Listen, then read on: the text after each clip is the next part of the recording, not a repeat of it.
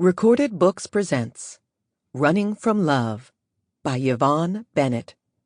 Narrated by Nola Vance.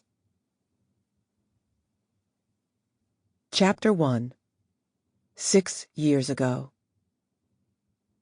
Cheap Thrills by Sia pumped through the house full of teens, drunken bodies pushing and shuffling to the beat. 19-year-old Amina Jefferies shouldered through the thick crowd of kids, finding a suitable place to plant herself. She noticed a bookshelf and hurriedly posted herself against it with a sigh. Gripping her cup of juice in frustration, she huffed once more. She couldn't believe her best friend, Tracy Knowles, had brought her to the stupid party, then ditched her as soon as they hit the door. Amina had been looking for her friend for the last 20 minutes to no avail, so she decided to get a drink and sit in place until she spotted her ghost of a friend. She wished she could call her mother Carol, but Amina knew if she did, there would be hell to pay. Her mother was extremely religious and didn't like Amina attending parties and other social events that weren't church-related. Yes, she was practically an adult herself, but since her mother was paying her community college tuition and housing her, the least she could do was respect her wishes. Well, not all her wishes. She exhaled yet again as she gazed upon the drunk teens hooting and hollering as a wannabe frat boy took a keg to the head. Amina scoffed at his stupidity. Hello, liver failure at 30. Hey, Mina! Amina cringed a little as she heard her name called over the music. Peering to the left, she observed Timothy Vance easing toward her. Amina groaned inwardly. This was the last thing she needed. Unwanted attention, especially from Tim. Amina and Tim were both communications majors, so they often ran in the same field, including attending the same classes.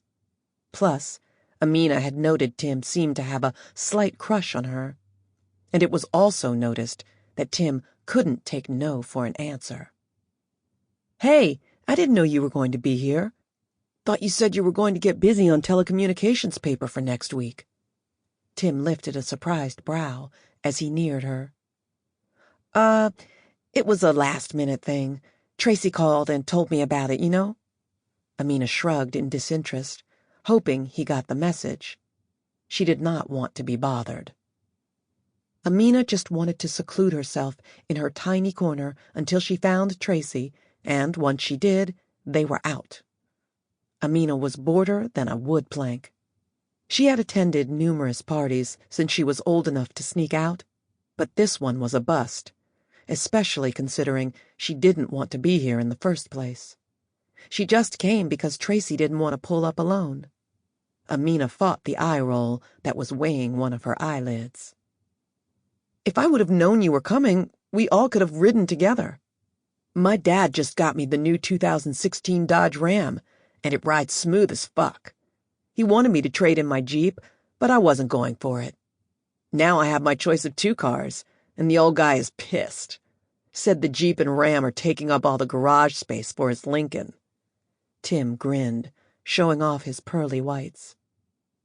If Tim weren't such a conceited jerk-off, Amina wouldn't mind returning his attention, but his attitude toward material things, not to mention the way he talked about said things, turned her off. Big time. She got it. He was the son of a district attorney, and his family didn't mind showing off their funds with swanky cars and multiple houses. Some other girl might have jumped at the opportunity to couple up with Tim simply because of what he had, but Amina wasn't interested. All that gaudiness and money did nothing for her. He was tall and built from his years on his high school football team. He had ocean blue eyes and bright yellow hair that reminded Amina of dry hay. With a little conditioner, oil, moisturizer, and a few lessons on capitalism, he'd be perfect. But alas. Yeah, but like I said, it was a last-minute thing. I honestly don't want to be here. I came for Tracy, but since she's disappeared into thin air... Sample complete. Ready to continue?